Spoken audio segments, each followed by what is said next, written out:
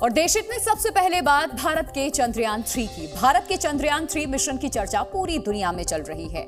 भारत से सबसे किफायती मिशन चांद की धरती पर उतरा है। इसके बाद इसरो के वैज्ञानिकों का जोश इस वक्त हाई है और अब इसरो चीफ ने एक और बड़ा ऐलान कर दिया है। ये ऐलान भारत के मंगल और शुक्र मिशन से जुड़ा हुआ है। चंद्रयान 3 की कामयाबी के साथ ही भारत चांद के दक्षिणी ध्रुव पर पहुंचने वाला पहला देश बन गया। लेकिन अब इसरो के वैज्ञानिक जो कमाल करने वाले हैं वो भारत के खाते में एक ऐसी उपलब्धि डाल देगा जिससे अमेरिका, रूस, चीन सब हैरान रह जाएंगे। एक रिपोर्ट आपको दिखाते हैं।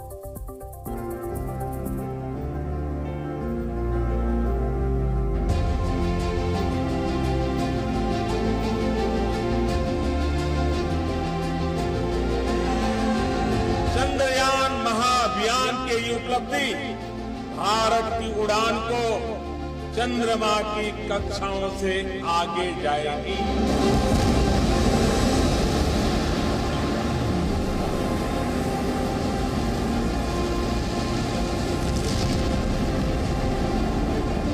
चंद्रमा पर भारत के लैंडर और रोवर ने एंट्री कर ली है और इस कमाल को करने वाले इसरो के वैज्ञानिकों ने अब अपने नए मिशन को पूरा करने की गारंटी भी दे दी। चंद्रमा के बाद सूर्य की रिसर्च होगी, लेकिन इसी के साथ साथ मंगल पर भी भारत अपने कदम रखने की तैयारी कर चुका है। इसके बाद भारत सौरमंडल के उस ग्रह तक मिशन भेजेगा जहां पर आज तक कोई देश नहीं पहुंच पाया। भारत का शुक्रयान भी तैयार हो रहा है। भारत मंगलयान 2 मिशन कब भेजेगा? क्या भारत की तैयारी मंगल पर लैंडर उतारने की भी है? शुक्र ग्रह तक मिशन कब और कैसे भेजा जाएगा? हम आपको इसकी एक एक जानकारी देंगे, लेकिन इससे पहले आप सुनिए किस तरह चांद के साउथ पोल तक सबसे पहले भारत को पहुंचाने वाले इसरो चीफ ने चांद के बाद मंगल और शुक्र ग्रह तक पहुंचने की गारंटी भी दे दी। എല്ലാവരും കൂടുതൽ സപ്പോർട്ട് ചെയ്യുക. നമുക്ക് ഇനിയും ചന്ദ്രനിലേക്കും ചൊവ്വയിലേക്കും ശുക്രനിലേക്കും ഒക്കെ യാത്ര ചെയ്യാനായിട്ട് നമുക്ക് കഴിവുണ്ട്. പക്ഷെ നമുക്ക് വേണ്ടത് ആത്മവിശ്വാസം വർദ്ധിപ്പിക്കണം. നമുക്ക് കൂടുതൽ ഇൻവെസ്റ്റ്മെന്റ് ഉണ്ടാകണം. നമ്മുടെ സ്പേസ് സെക്ടർ വലുതാവണം. ഇതിലൂടെ നമുക്ക് രാജ്യത്തിന് മൊത്തം പുരോഗതി ഉണ്ടാവണം. അതാണ് ഞങ്ങളുടെ ലക്ഷ്യം.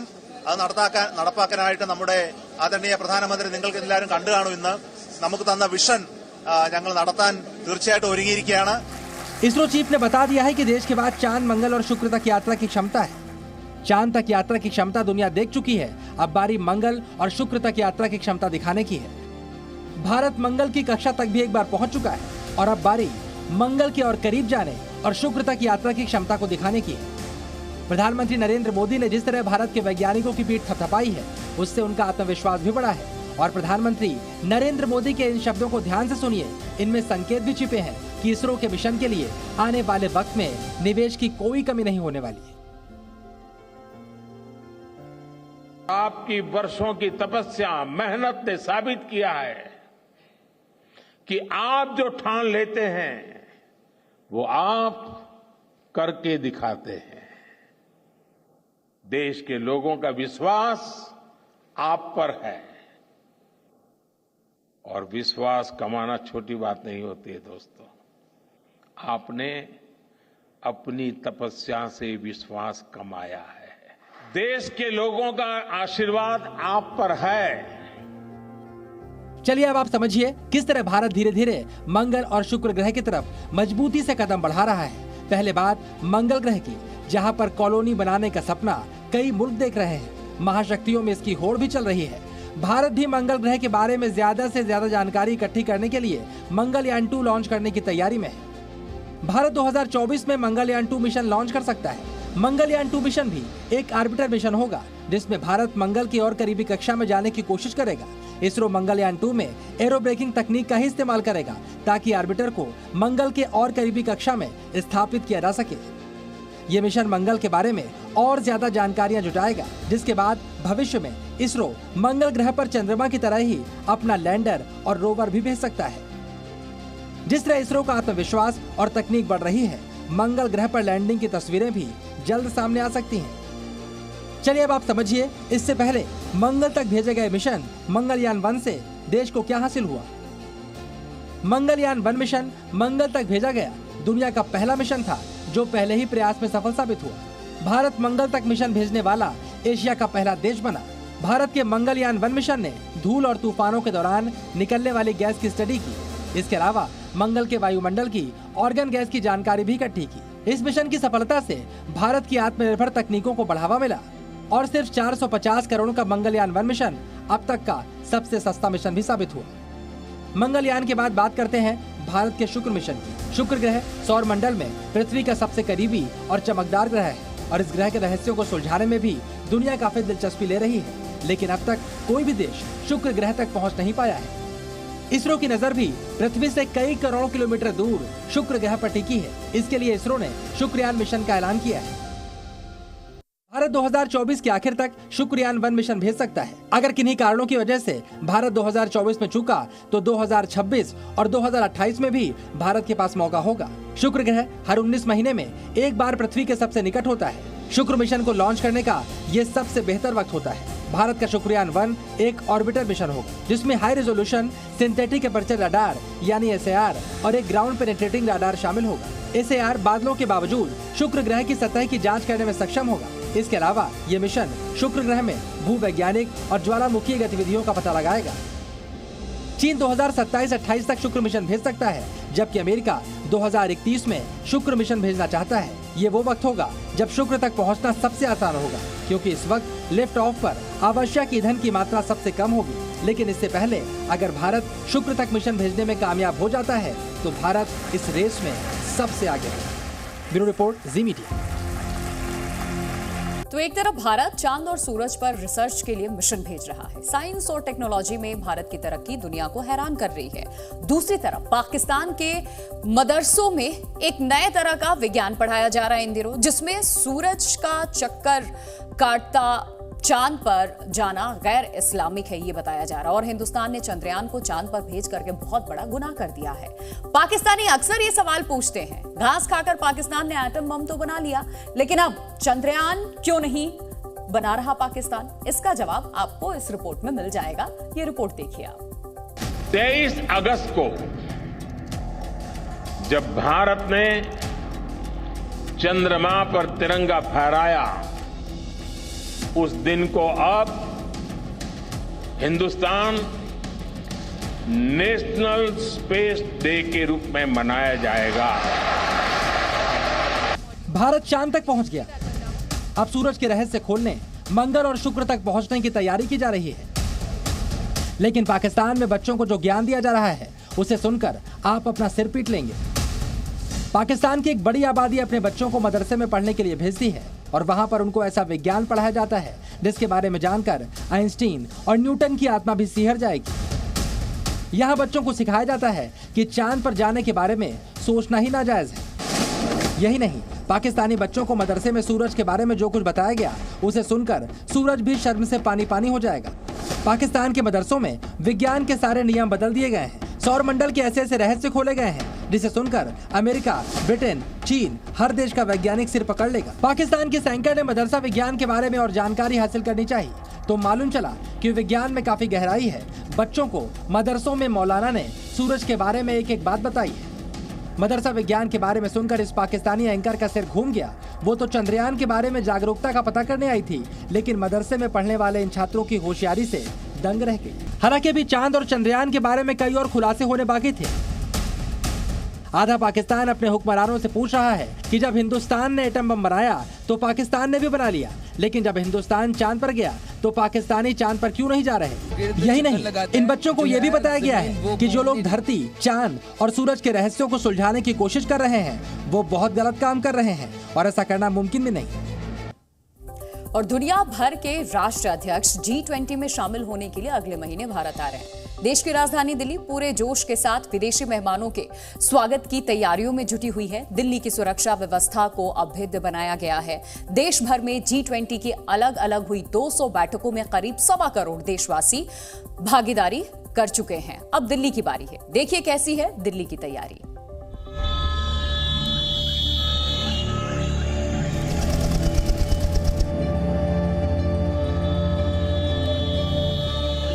सितंबर का महीना भारत के सामर्थ्य का साक्षी बनने जा रहा है। अगले महीने होने जा रही G20 लीडर समिट के लिए भारत पूरी तरह से तैयार है।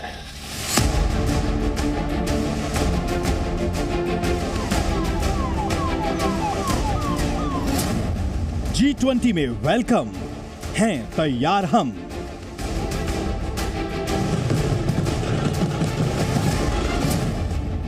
G20 जोश हाई है। आने वाले दिन देश के लिए किसी उत्सव से कम नहीं है। इसकी सबसे बड़ी वजह है G20 बैठक के इतिहास में यह अब तक की सबसे बड़ी भागीदारी होगी, क्योंकि वसुधैव कुटुंबकम के मंत्र को लेकर चल रहा हमारा देश सबसे ज्यादा इंक्लूसिव फोरम बनाकर आगे बढ़ रहा है। ये सेलिब्रेशन देश के विकास को एक्सेलरेट करने का है। ये सेलिब्रेशन इनोवेशन का है। ये सेलिब्रेशन स्पेस टेक्नोलॉजी के माध्यम से सस्टेनेबिलिटी और इक्वलिटी लाने का है। दिल्ली में कारकेड रिहर्सल भी हो रही है और सुरक्षा के इंतजामों को लगातार दुरुस्त करने की कवायद भी चल रही है। दिल्ली के लेफ्टिनेंट गवर्नर सड़कों पर निकले हुए हैं और दुनिया भर से आने वाले राष्ट्राध्यक्षों की मेहमान नवाजी में कोई कसर न रह जाए, ये बात अच्छी तरह से सुनिश्चित कर रहे हैं। खुद प्रधानमंत्री नरेंद्र मोदी देशवासियों से दुनिया भर से आ रहे मेहमानों के स्वागत में सहयोग करने का आह्वान कर रहे हैं। G20 की मेजबानी पूरा देश मेजबान है, लेकिन ज्यादा से ज्यादा जिम्मेवारी मेरे दिल्ली के भाइयों बहनों की है, मेरे दिल्ली के नागरिकों की है। और इसलिए देश की साख पर रत्ती भर भी आंच न आए, ये हमारे दिल्ली को करके दिखाना है। आपको बता दें कि अब तक देश के 60 शहरों में करीब करीब 200 बैठकों का आयोजन हो चुका है। G20 डेलीगेट्स जहां भी गए हैं, वहां लोगों ने गर्मजोशी से उनका स्वागत किया है। दिल्ली में भी अभेद्य सुरक्षा व्यवस्था पर लगातार काम चल रहा है। अपने मेहमानों की सुरक्षा के लिए एनएसजी के कमांडो ने भी कमर कस ली है। सीआरपीएफ के जवानों को सुरक्षा व्यवस्था का जिम्मा दिया गया है। सीआरपीएफ के 1000 जवानों को खास तौर से ट्रेनिंग दी गई है। क्विक रिएक्शन टीम को भी तैनात कर दिया गया है। एयरफोर्स भी सुरक्षा व्यवस्था में हाथ बटा रही है। वहीं हाई राइज बिल्डिंग पर स्नाइपर्स को तैनात किया गया है। हाँ, प्रैक्टिस की जा रही है दिल्ली पुलिस की तरफ से। और किस तरीके से जो कारकेड्स हैं, जो काफिले चलेंगे, प्रधानमंत्री नरेंद्र मोदी जिस तरीके से जिन रास्तों का इस्तेमाल करेंगे या जो राष्ट्राध्यक्ष आ रहे हैं वो किन रास्तों से जाएंगे, उनकी पूरे काफिले की सिक्योरिटीज़ के अरेंजमेंट्स किए जा रहे हैं। पीएम मोदी लगातार जन भागीदारी की भावना को सबसे आगे रख रहे हैं ताकि भारत अपने मेहमानों का स्वागत जोरदार अंदाज में करे। आंकड़ों के मुताबिक करीब 1.5 करोड़ से ज्यादा देशवासी G20 के कार्यक्रमों से जुड़े हुए हैं। अब तक 11 एंगेजमेंट्स ग्रुप में शिक्षा जगत से लेकर सिविल सोसाइटी, युवा, महिलाएं, सांसद और प्रशासनिक लोग जुड़े हैं और ये अहम भूमिका निभा रहे हैं। यही नहीं, वाराणसी में हुई G20 क्विज में 800 स्कूलों के 1.25 लाख छात्रों ने भागीदारी कर नया विश्व रिकॉर्ड बनाया है। आपको बता दें कि G20 में शामिल होने 40 देशों के राष्ट्राध्यक्ष भारत आ रहे हैं। हालांकि भारत का एक खास दोस्त रूस यानी राष्ट्रपति व्लादिमीर पुतिन ने भारत को जानकारी दी है कि वो G20 में शामिल होने में असमर्थ हैं। जानकारों के मुताबिक इससे भारत के लिए धर्म संकट जैसी स्थिति नहीं रहेगी। भारत की ट्रबल्स, भारत को परेशानी होती, क्योंकि हमारा ऑब्जेक्टिव तो ये रहता अगर जो भी लीडर्स आए हैं G20 के, कि वो तो सब के सब एक साथ मिलके बैठें, स्टेटमेंट दें, फोटोग्राफ लें, जॉइंट फोटोग्राफ होनी होगी सब लीडर्स की। अब ऐसे में आपको क्या पता, बाइडन कह दे नहीं जी मैं तो इस ग्रुप फोटोग्राफ में आऊंगा ही नहीं अगर पुतिन है तो बहुत बड़ी परेशानियां खड़ी हो जाती है हमारे लिए। जाहिर है दिल्ली में 8 से 10 सितंबर तक होने वाली G20 की सबसे अहम बैठक के लिए देश पूरी तरह तैयार है। 31 जुलाई का वो दिन अब तक कोई नहीं भूला जब नूह जल उठा था। हरियाणा के नूह में एक बार फिर हालात चुनौतीपूर्ण होते जा रहे हैं। हिंदू संगठनों ने 28 अगस्त को फिर से शोभा यात्रा निकाले जाने की ठान ली है, जबकि प्रशासन भी साफ कर चुका है कि शोभा यात्रा न निकालें आप। नूह की सुरक्षा व्यवस्था को छावनी में बदल दिया गया है। देखिए ये खास रिपोर्ट।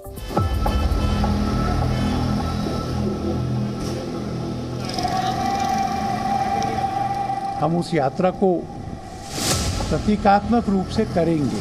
उस यात्रा को हम छोटा करेंगे पर छोड़ेंगे नहीं। यात्रा पे पाबंदी लगनी चाहिए।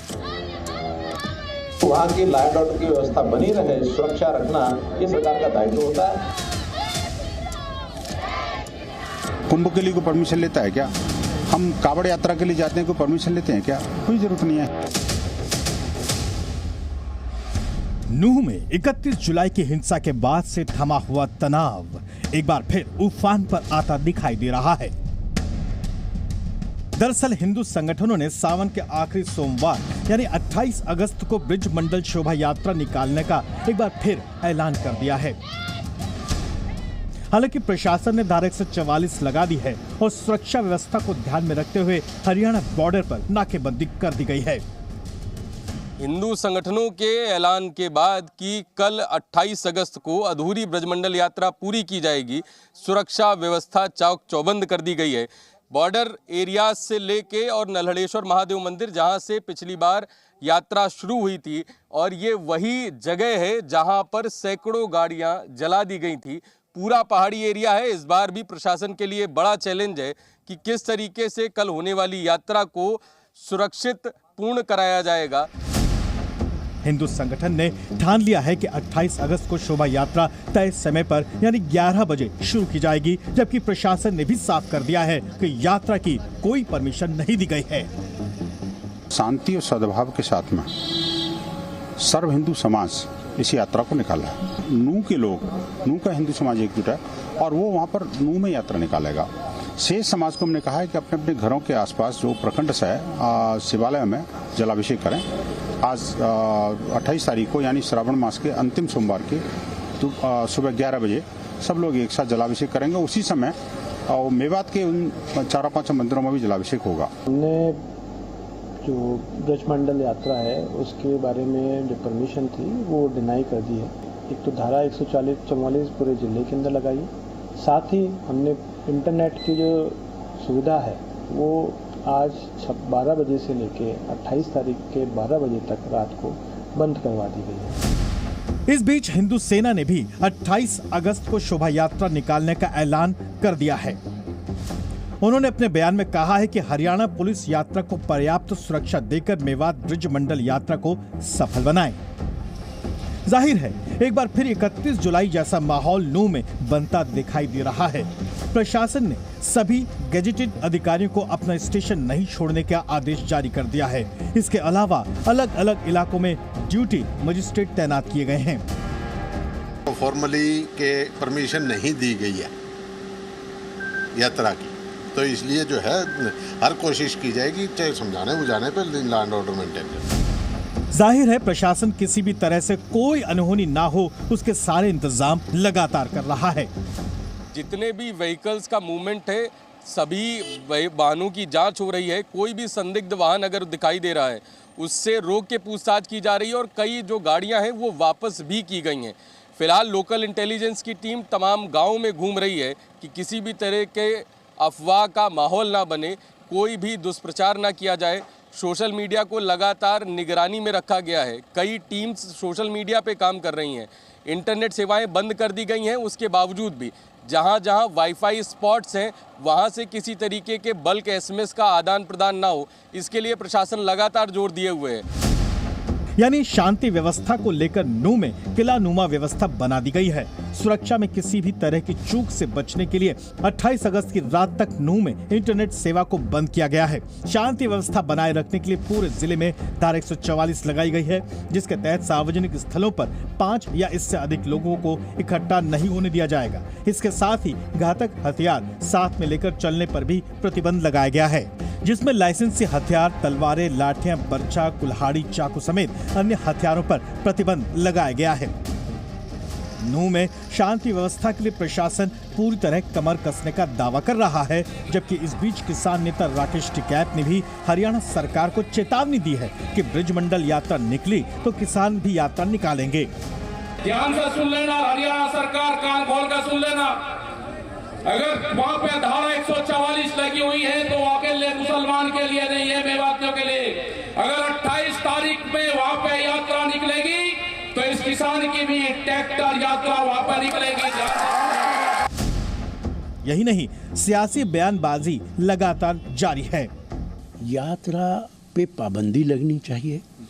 एक बार यात्रा निकली थी, उसका नतीजा देखा। ख़ास तौर से एक समुदाय के खिलाफ कार्रवाई की गई हरियाणा सरकार ने। कुछ अतिवादी ताकतें वहाँ पर माहौल ख़राब करना चाहती हैं और मुझे अफसोस है कि हरियाणा की सरकार बेबस है, चुप है और मौन। जी न्यूज़ की टीम नूह के नल्हड़ शिव मंदिर पहुंची और पुलिस प्रशासन की तैयारियों का जायजा भी लिया। समय मडवट चौक पर खड़े हैं, जहां पिछली बार पुलिस और दंगाइयों के बीच में मुठभेड़ हुई थी।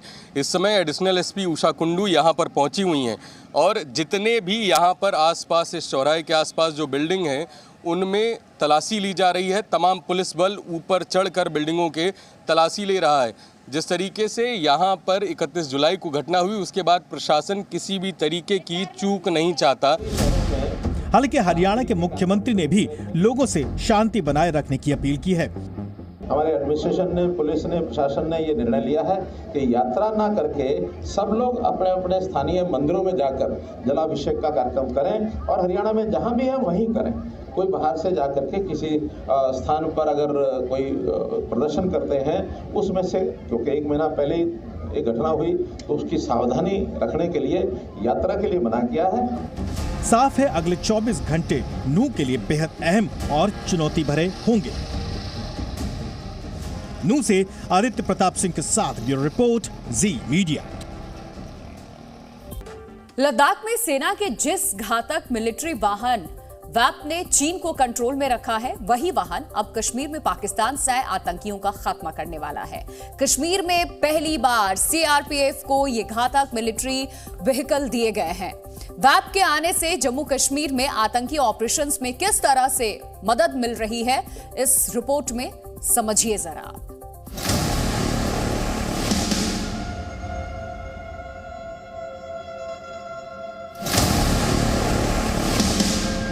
चाहे दलदल हो, चाहे जंगल हो, चाहे पानी हो, हर जगह ये व्हीकल जो है ऑपरेट कर सकती है। ये न केवल ब्लड प्रूफ बल्कि माइन प्रूफ, ब्लास्ट प्रूफ और रॉकेट प्रूफ गाड़ी है।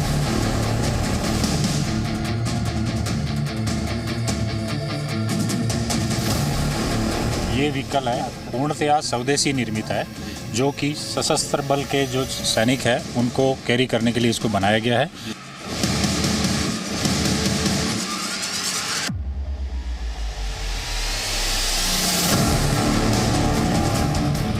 कश्मीर में जमीन हो, जंगल हो या दलदल, हर मुश्किल इलाके में सीआरपीएफ का आतंक के खिलाफ ऑपरेशन और ज्यादा घातक हो जाएगा। कश्मीर में नापाक आतंकियों के खात्मे के लिए सीआरपीएफ को व्हील्ड आर्म्ड एम्फीबियस प्लेटफॉर्म यानी WHAP वाहन मिल गया है, जिसे जमीन और पानी पर ऑपरेशन के लिए खास तौर पर डिजाइन किया गया है। ये वो गाड़ी है जो घाटी में पाकिस्तान से आए आतंकियों को रौंदने के लिए काफी होगी। ये गाड़ी जो मेरे पीछे आप देख सकते हैं, ये वो सोफिस्टिकेटेड नवीनतम गाड़ी है जो सीआरपीएफ को दी गई है। इस गाड़ी के मिलने के बाद सीआरपीएफ 100% जो है एक ऑपरेशन में कंट्रोल में आ जाएगी जब वो एंटी मिलिटेंट ऑपरेशन करेगी, क्योंकि ये गाड़ी जो है केवल ज़मीन पर नहीं बल्कि ये पानी में भी ऑपरेट करती है और पानी में भी ऑपरेशन कर सकती है। ये एक 8 पहिया घातक मिलिट्री वाहन है जो हर मुश्किल इलाके में ऑपरेशन करने में सक्षम है। समतल जमीन या पहाड़, नदी या दलदल, इलाका कैसा भी हो, इस गाड़ी की मदद से सीआरपीएफ चुटकियों में आतंकियों को उनके सही अंजाम तक पहुंचा सकती है। अगर घाटी में कोई आतंकी ऑपरेशन करना हो तो एक साथ सीआरपीएफ के 12 जवान इस गाड़ी में बैठकर जा सकते हैं। ये गाड़ी सीआरपीएफ जवानों की सुरक्षा की भी गारंटी देता है।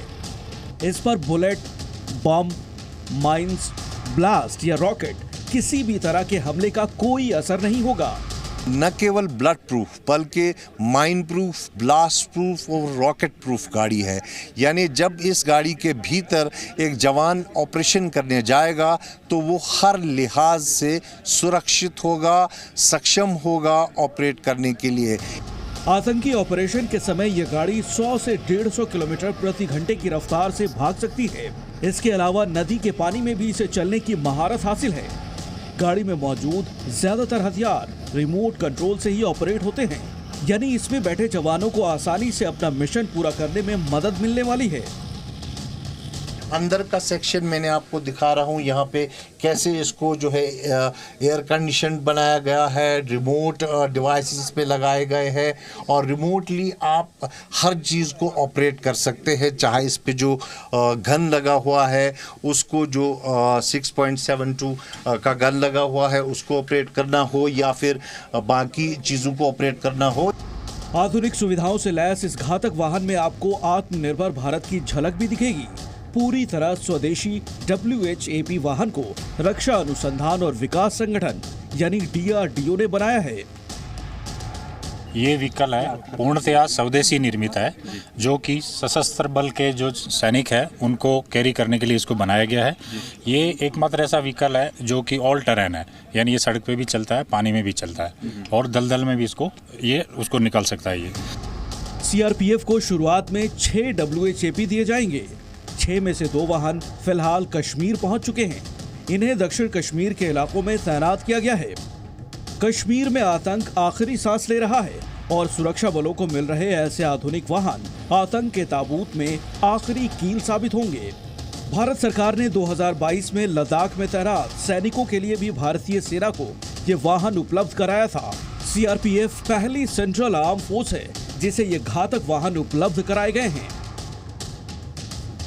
CRPF पहली ऐसी अर्धसैनिक बल बनी है सेना के बाद जिसे इस तरह की नवीनतम जो है हाईली वेपन्ड आर्म्ड व्हीकल दी गई है और इस व्हीकल के मिलने के बाद ये सुनिश्चित होता है कि जो एंटी मिलिटेंट ऑपरेशंस है वो CRPF 100% सक्सेसफुली ऑपरेट कर सकेगी। कैमरा पर्सन सैफा मंजूर के साथ खालिद हुसैन, जी मीडिया, पुलवामा। जी